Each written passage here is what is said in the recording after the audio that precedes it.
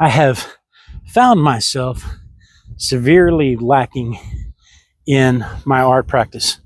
I have found that I haven't made time to draw hands. Hands, oh my God, hands are so hard. Anyway, that's not what we're talking about. I have found that I have not been taking the time to do a steady practice where I just do hands or heads or whatever to improve.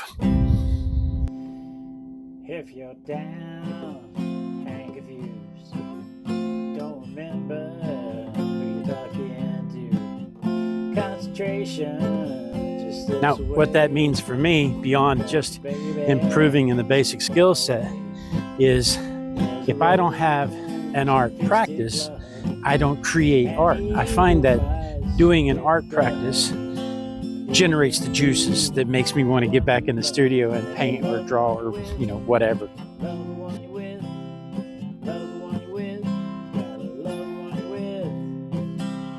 be angry, don't be sad, don't go crying over good times. But like everybody else, I've been struggling lately with the commute to work. Well, I have a very short commute to work, but I work 12 hours a day, so it still works out to about 12 hours, including the commute.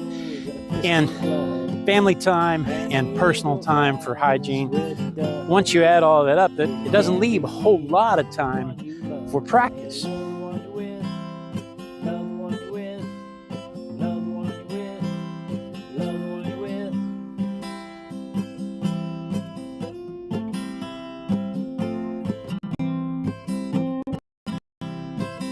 Then I stumbled across a couple of things that kind of stirred my soup, if you will.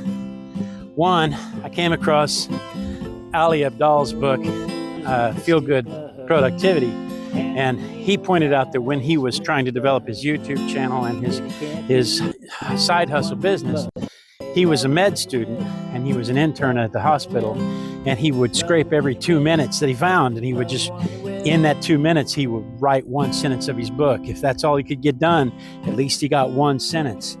And I thought, that's a pretty good idea. Just if you've got the tools around you, just do it when you can, even if it's only for a couple of minutes.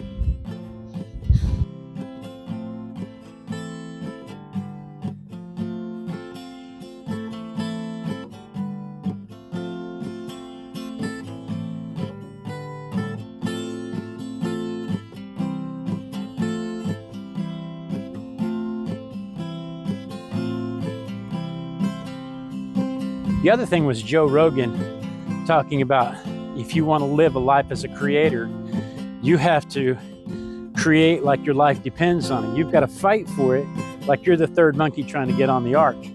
And that struck home for me.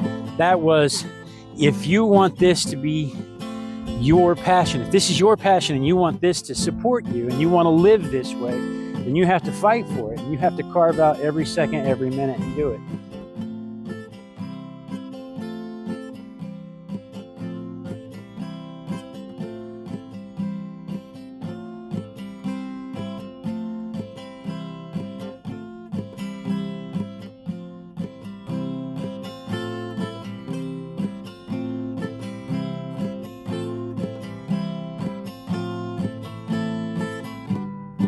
So I set my timer for 20 minutes and I draw. This time I'm drawing hands.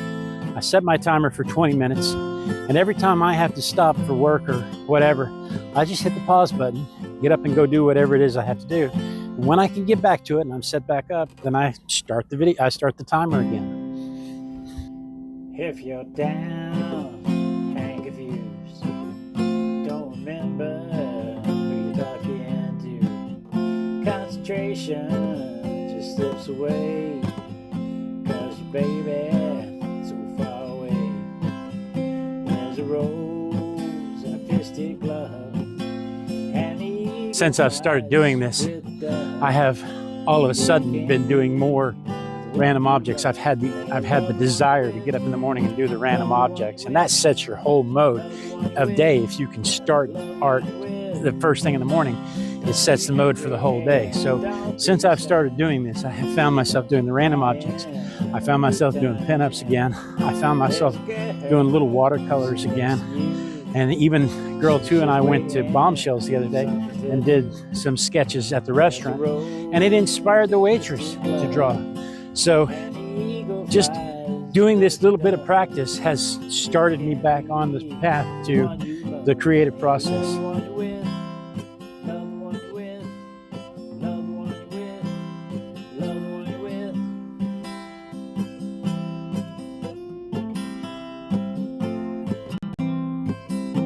I even find myself carving out a couple of minutes during walks through the park to edit videos.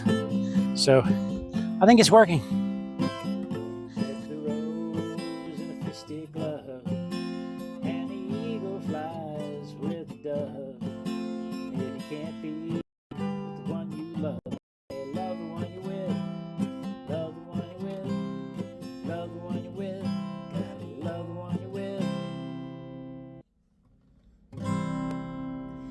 If you're down and confused, you don't remember who you're talking to, concentration just slips away, 'cause your baby's so far away. There's a rose in a fisted glove, and the eagle flies with the dove, and you can't be